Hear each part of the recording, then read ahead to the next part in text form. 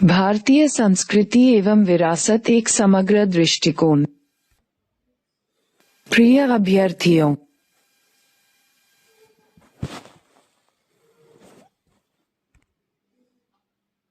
भारतीय संस्कृति का अध्ययन अत्यधिक रुचिकर हो सकता है, परंतु इसके अध्ययन का तरीका उचित होना चाहिए।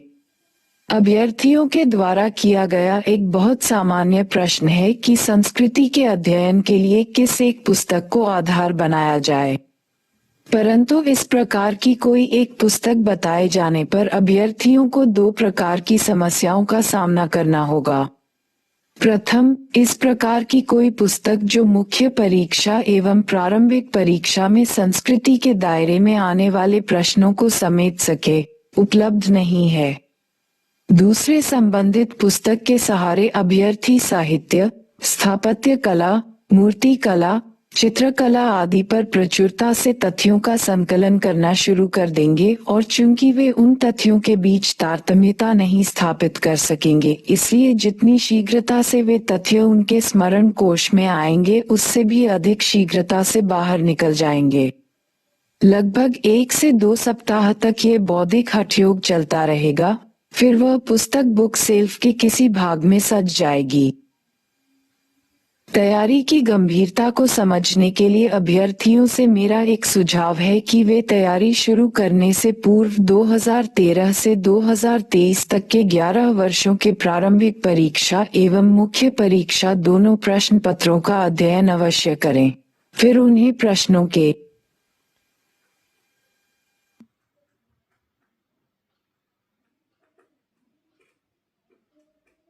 दायरों का ज्ञान होगा। मुख्य परीक्षा के प्रश्नों की परिधि बहुत ही व्यापक है।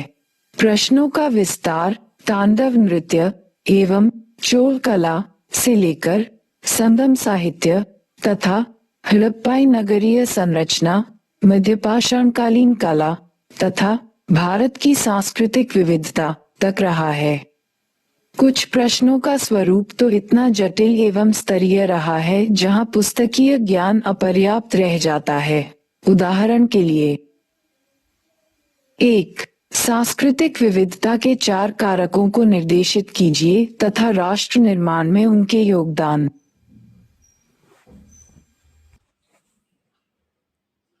1. सांस्कृतिक विविधता के 4 कारकों को निर्देशित कीजिए तथा राष्ट्र निर्माण में उनके योगदान को दर्शाए। 2. विशिष्ट भौगोलिक स्थिति के बाद भी तक्षशिला एक विश्वविद्यालय का दर्जा नहीं प्राप्त कर सका, जबकि नालंदा एक विश्वविद्यालय था। परीक्षण कीजिए। 3. मध्यपाषाणकालीन चित्रकला के सौंदर्य बोध को स्पष्ट कीजिए तथा आधुनिक मानव के सौंदर्य बोध से उसकी तुलना कीजिए। 4. बौद्ध स्तूप कला लोकवर्णय विषयों एवं कथानकों को सफलतापूर्वक बौद्ध आदर्श में परिवर्तित करती है। विशदीकरण कीजिए। 5. धर्मनिरपेक्षता के नाम पर हमारी प्रथाओं के सामने क्या क्या चुनौतियां हैं? 6. क्या हमारे राष्ट्र में सर्वत्र लघु भारत के सांस्कृतिक क्षेत्र हैं? उदाहरणों के साथ सविस्तार स्पष्ट कीजिए। उपर्युक्त प्रश्नों का उत्तर बहुत ही विकसित दृष्टि की अपेक्षा रखता है। प्रथम प्रश्न में प्राचीन काल तथा मध्यकाल में सांस्कृतिक विविधता के 4 कारकों को दर्शाते हुए ये बताना आवश्यक है कि कैसे वह विविधता में एकता के भाव को स्थापित करता है। उसी प्रकार आगे के सभी प्रश्न उत्तर लेखन में समग्र दृष्टिकोण की अपेक्षा रखते हैं।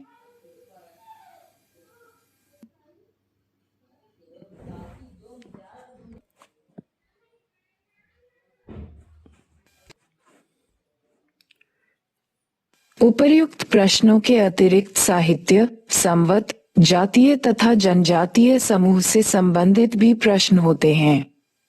प्रश्नों की विविधता तथा टॉपिक की व्यापकता को देखते हुए मात्र अक्षर ज्ञान ही पर्याप्त नहीं है, बल्कि संस्कृति को विचार श्रृंखला का हिस्सा बनाना होगा। ये काम कठिन नहीं है, केवल इसके लिए वास्तविक युक्ति लगाने की जरूरत होगी। ये युक्ति सामान्य अध्ययन के अन्य खंडों पर भी लागू होगी। सामान्य अध्ययन के 4 पत्रों में अभ्यर्थियों को लगभग 13 विषय खंडों, अगर हम समसामयिक मुद्दों को भी शामिल करते हैं, का अध्ययन करना पड़ता है। इतने बड़े बौद्धिक अधिभार को उसे अकेले वहन करना होता है, वह भी ऐसी स्थिति में जबकि उसे विश्वविद्यालयी शिक्षा पद्धति में उस प्रकार का बौद्धिक प्रशिक्षण नहीं मिला है। इसलिए उसे अध्ययन की व्यवहारिक युक्ति अपनानी आवश्यक है। इस युक्ति के तहत 2 बातों पर बल देने की जरूरत है। प्रथम, प्रत्येक टॉपिक का अध्ययन दूसरे टॉपिक के अध्ययन को सहज बना दे तथा संपूर्ण विषय खंड के ज्ञान में अभिवृद्धि करे। दूसरे, एक विषय खंड को अध्ययन के क्रम में दूसरे विषय खंड से तारतम्यता स्थापित करने का प्रयास करे। इससे विषय व वस्तु में दिलचस्पी बढ़ेगी तथा तथ्यों को स्मरण रखना भी आसान हो जाएगा। हम अध्ययन की इस युक्ति का प्रयोग संस्कृति एवं विरासत के अध्ययन से आरंभ करते हैं। अभ्यर्थी इसका प्रयोग अन्य विषय खंडों के अध्ययन में भी कर सकते हैं। संस्कृति एवं विरासत पर एक समग्र दृष्टिकोण विकसित करने के लिए निम्नलिखित पहलुओं का ज्ञान आवश्यक है। 1. संस्कृति एवं विरासत का अर्थ अन्वेषण करना। इसके लिए संस्कृति एवं सभ्यता तथा संस्कृति एवं धर्म के संबंधों को समझना आवश्यक है। साथ ही यह भी जानना आवश्यक है कि संस्कृति में कौन कौन से तत्व शामिल होंगे।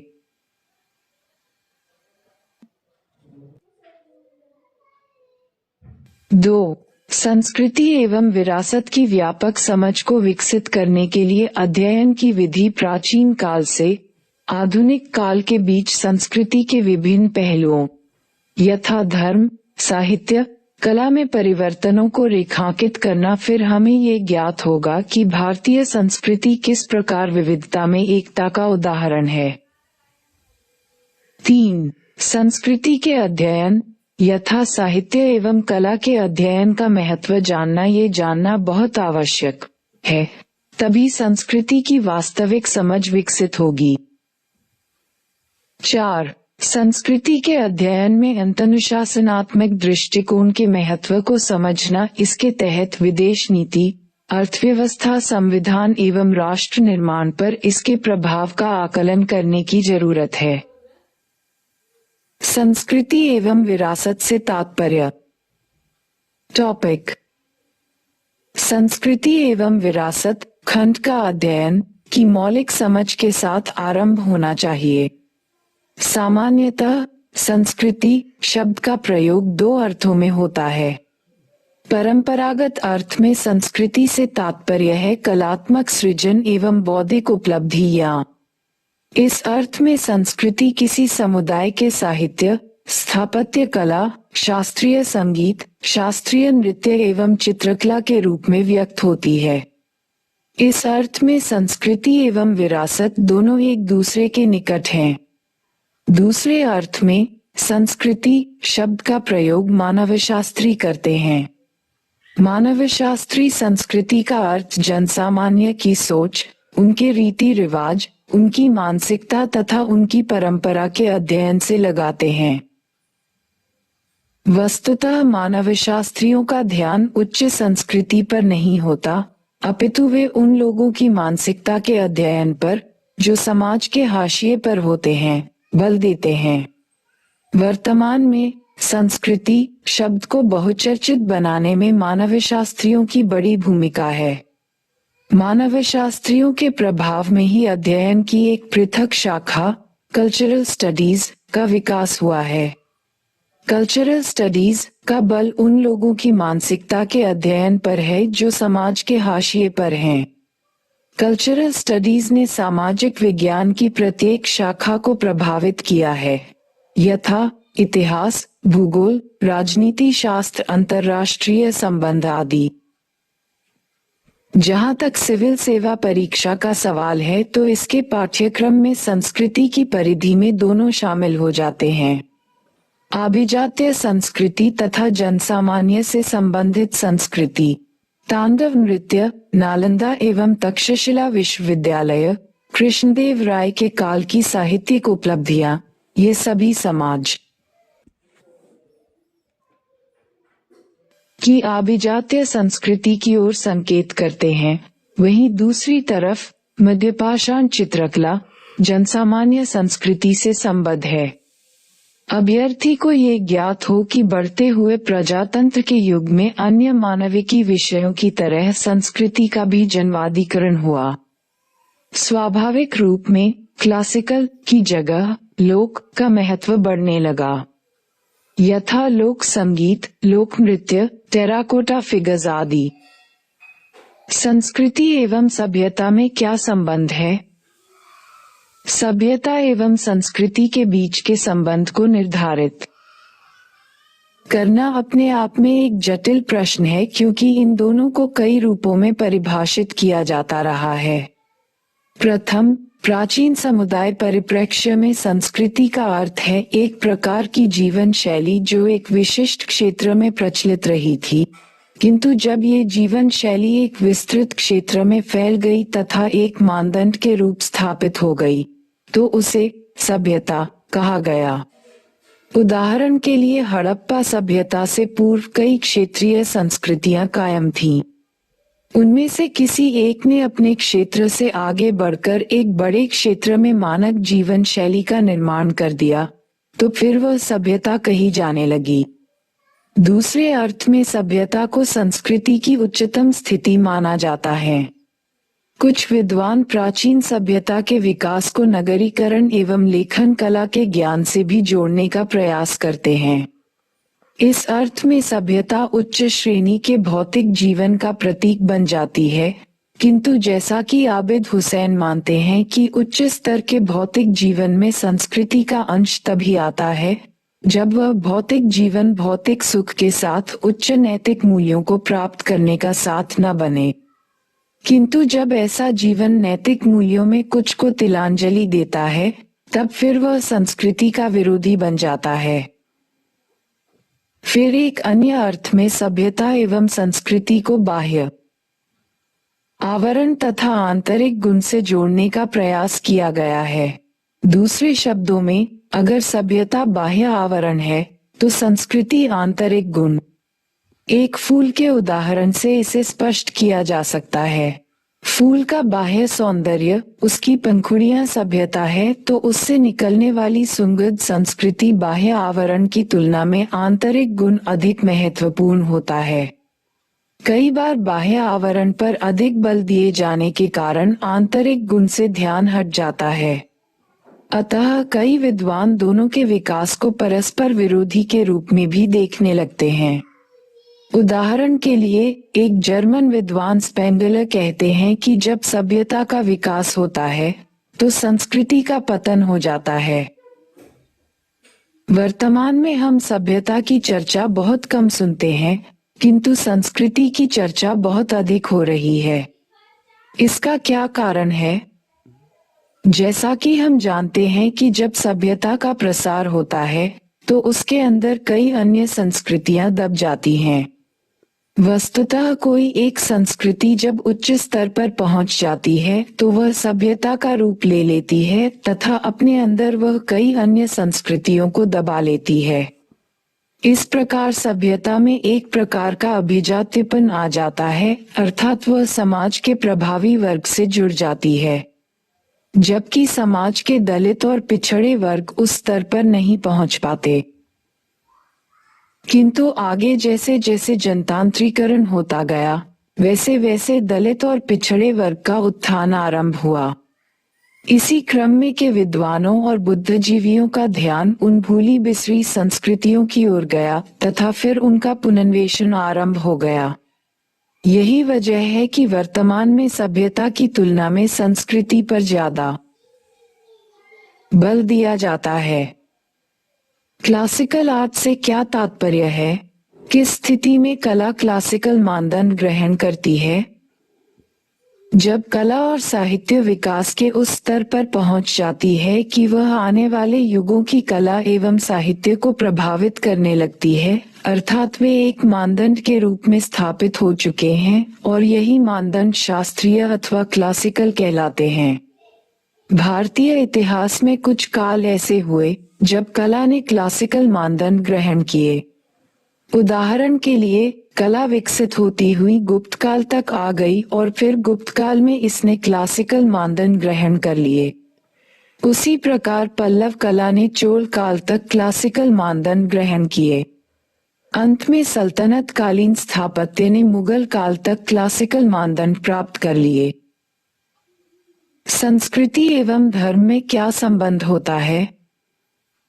अर्निंग संस्कृति के कई पहलू होते हैं, यथा साहित्य, कला, जीवन, दृष्टिकोण, खान पान, रहन सहन तथा धर्म। जैसा कि हम देखते हैं कि धर्म भी इसका एक पहलू होता है, परंतु धर्म के दो पक्ष होते हैं, तत्व चिंतन एवं कर्मकांड। चाहे कोई भी धार्मिक पंथ हो, परंतु उसका तत्व चिंतन मानव कल्याण से जुड़ा होता है। इस रूप में सभी धार्मिक पंथ अपने मौलिक चिंतन में एक दूसरे के निकट होते हैं, परंतु कालांतर में धार्मिक पंथ कर्मकांड की एक ऐसी पद्धति विकसित कर लेते हैं जो मूलभूत मानवीय मूल्यों से टकराने लगते हैं तथा एक धार्मिक पंथ की दूसरे धार्मिक पथ से टकराने की संभावना काफी बढ़ जाती है। तब फिर धर्म संस्कृति का विरोधी बन जाता है। इसी तरह की स्थिति में भारत की समन्वित संस्कृति के विरोध में काम करते हुए धर्म ने हिंदुस्तान एवं पाकिस्तान के रूप में सरहदें खींच दी। क्या संस्कृति में भी प्रतिगामी तत्व हो सकता है जिसमें बदलाव लाने की जरूरत होती है? कालांतर में चलकर संस्कृति के अंतर्गत दो प्रकार की खामियां सतह पर आने लगती हैं। प्रथम, संस्कृति शब्द अपने आप में जटिल है, अतः धीरे धीरे इसमें कुछ ऐसी रीति रिवाज एवं परंपराएं शामिल की जाने लगती हैं। उदाहरण के लिए कुछ लोगों ने धर्म के नाम पर बाल विवाह तथा सती प्रथा जैसी सामाजिक बुराई को चलाने का प्रयास किया तथा धर्म को संस्कृति का एक हिस्सा माना गया। तब फिर 19वीं सदी के भारत में राजा राममोहन राय से लेकर स्वामी विवेकानंद तक विभिन्न बुद्धिजीवी एवं सुधारक इसके विरोध में खड़े हुए तथा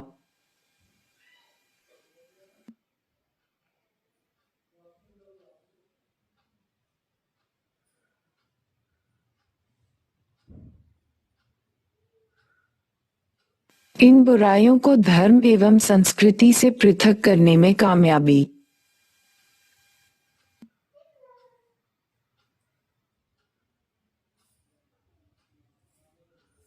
पाए। दूसरे, मूल्य वैल्यू समाज सापेक्ष होता है। जैसे जैसे मानव समाज विकसित होता जाता है तो समय के साथ कुछ मानव व्यवहार एवं आचरण जिन्हें संस्कृति का एक हिस्सा माना जाता रहा है, असंबद्ध हो जाते हैं और फिर उनमें बदलाव लाने की जरूरत पड़ती है। क्या संस्कृति का दुरुपयोग भी किया जा सकता है? इतिहास की तरह संस्कृति का दुरुपयोग भी संभव है। समाज के निहित स्वार्थ, धर्म एवं संस्कृति की रक्षा के नाम पर सामाजिक धार्मिक बुराइयों को पनाह देते हैं। उदाहरण के लिए, जब राजा राममोहन राय सती प्रथा के विरुद्ध संघर्ष कर रहे थे, तब राधाकांत देव जैसे परंपरावादी इसे धर्म एवं संस्कृति पर हमला करार दे रहे थे। उसी प्रकार वर्तमान में जब 3 तलाक एवं निकाह हलाला जैसी पद्धति को समाप्त करने की मांग की जाती है, तो मुस्लिम रूढ़िवादी तत्व धर्म एवं इस्लामी संस्कृति का हवाला देकर उसे सुरक्षित रखने का प्रयत्न करते हैं। इसलिए भारत को एक सम्यक सांस्कृतिक नीति बनाने की जरूरत है। जिस प्रकार राष्ट्र के विकास के लिए विज्ञान नीति, रक्षा नीति, विदेश नीति आदि आवश्यक है, उसी प्रकार सांस्कृतिक नीति भी आवश्यक है। हम कला और साहित्य का अध्ययन क्यों करते हैं? कला और साहित्य में किसी भी समुदाय का जीवन दृष्टिकोण, सोच एवं सौंदर्याभिरुचि, एस्थेटिक सेंस व्यक्त होती है। पिछले सैकड़ों हजारों वर्षों से हमारे पूर्वजों की सोच और सौंदर्याभिरुचि व्यक्त होती रही है। जब हम इनका अध्ययन करते हैं तो स्वाभाविक रूप में हमें अपने पूर्वजों की सोच और सौंदर्याभिरुचि के क्रमिक विकास को समझने का अवसर मिलता है। फिर हम यह मूल्यांकन कर पाते हैं कि हम बौद्धिक, कलात्मक और नैतिक विकास की दृष्टि से कहाँ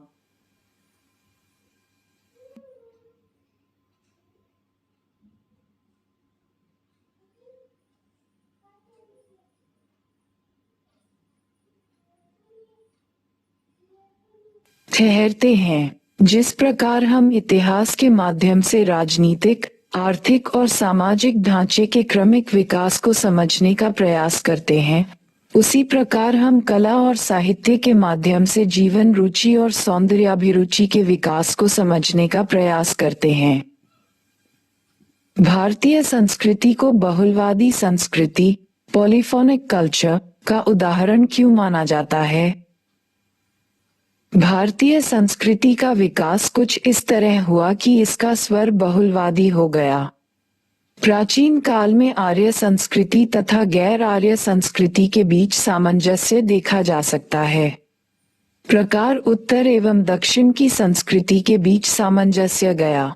आर्य संस्कृति में यज्ञ की प्रधानता थी, जबकि गैर आर्य संस्कृति में भक्ति, अवतारवाद एवं मूर्ति पूजा की प्रवृत्ति प्रबल रही। आगे आर्य एवं गैर आर्य तत्वों के मिश्रण से हिंदू धर्म अथवा हिंदू संस्कृति का विकास हुआ। उसी प्रकार उत्तर भारत में ब्राह्मण, बौद्ध एवं जैन जिस किसी भी धार्मिक पंथ का उद्भव हुआ, उसने दक्षिण की ओर अवश्य प्रस्थान किया। उत्तर में विकसित उपनिषद का अद्वैत चिंतन दक्षिण में शंकराचार्य के अंतर्गत परिष्कृत एवं विकसित हुआ।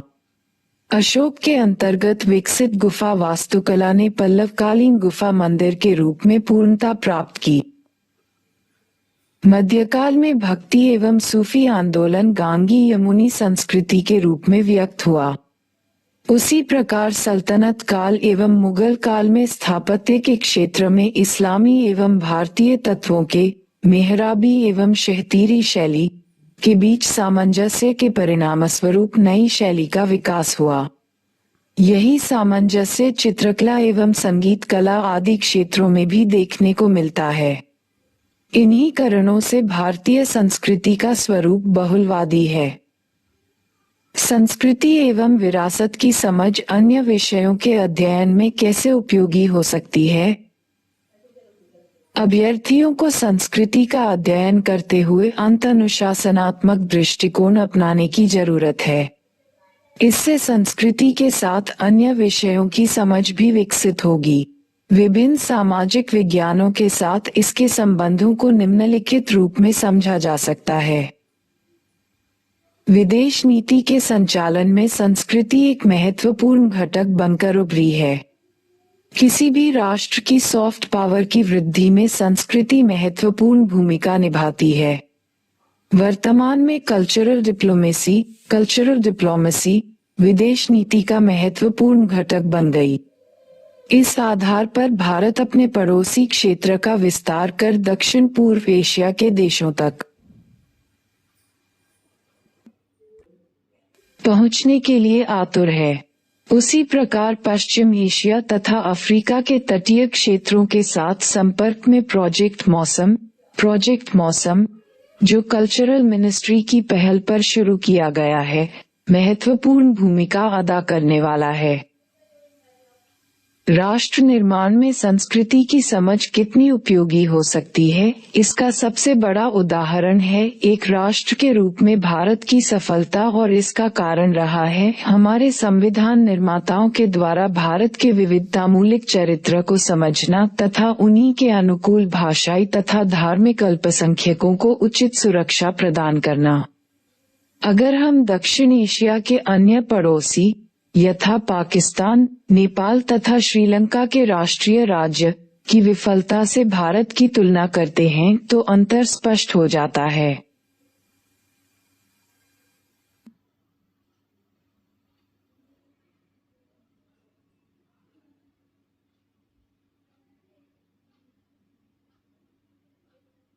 आर्थिक सफलता में भी एक उचित सांस्कृतिक नीति की महत्वपूर्ण भूमिका हो सकती है। रघुराम राजन ने बहुत पहले स्पष्ट कर दिया था कि धार्मिक रूढ़िवादिता तथा आर्थिक विकास साथ साथ नहीं चल सकता। अंत में संस्कृति आंतरिक सुरक्षा में भी एक महत्वपूर्ण कारक की भूमिका निभाती है। वर्तमान में आंतरिक सुरक्षा के लिए एक बड़ा खतरा है धार्मिक कट्टरता। इसने आतंकवाद का रूप ले लिया है। एक उचित सांस्कृतिक नीति के माध्यम से ही इस पर नियंत्रण लगाया जा सकता, न कि केवल पुलिस एवं सैन्य बल के माध्यम से। इस संबंध में भारत का नजरिया व्यवहारिक रहा है। इसने बहुत हद तक अपने विविधतामूलक चरित्र का सम्मान किया है। कला एवं संस्कृति खंड से विगत वर्षों में पूछे गए प्रश्न। भारत की प्राचीन सभ्यता मिस्र, मेसोपोटामिया तथा ग्रीस की सभ्यताओं से इस बात में भिन्न है कि भारतीय उपमहाद्वीप की परंपराएं आज तक भंग हुए बिना परिरक्षित की गई हैं। टिप्पणी कीजिए। 2015 प्रश्न। भारत की मध्यपाषाण शिला कला न केवल उस काल के सांस्कृतिक जीवन को बल्कि आधुनिक चित्रकला से तुलनीय परिष्कृत सौंदर्य बोध को भी प्रतिबिंबित करती है। इस टिप्पणी का समालोचनात्मक मूल्यांकन कीजिए। 2015 प्रश्न। क्या हमारे राष्ट्र में सर्वत्र लघु भारत के सांस्कृतिक क्षेत्र हैं? उदाहरणों के साथ सविस्तार स्पष्ट कीजिए। 250 शब्दों में उत्तर दीजिए। 2019 प्रश्न। शैलकृत स्थापत्य प्रारंभिक भारतीय कला एवं इतिहास के ज्ञान के अति महत्वपूर्ण स्रोतों में से एक प्रतिनिधित्व करता है। विवेचना कीजिए। 150 शब्दों में उत्तर दीजिए। 2020 प्रश्न। भारत में बौद्ध धर्म के इतिहास में पाल काल अति महत्वपूर्ण चरण है। विश्लेषण कीजिए। 150 शब्दों में उत्तर दीजिए। 2020 प्रश्न। क्या आप सहमत हैं कि भारत में क्षेत्रीयता बढ़ती हुई सांस्कृतिक मुखरता का परिणाम प्रतीत होती है? तर्क कीजिए। 150 शब्दों में उत्तर दीजिए। 2020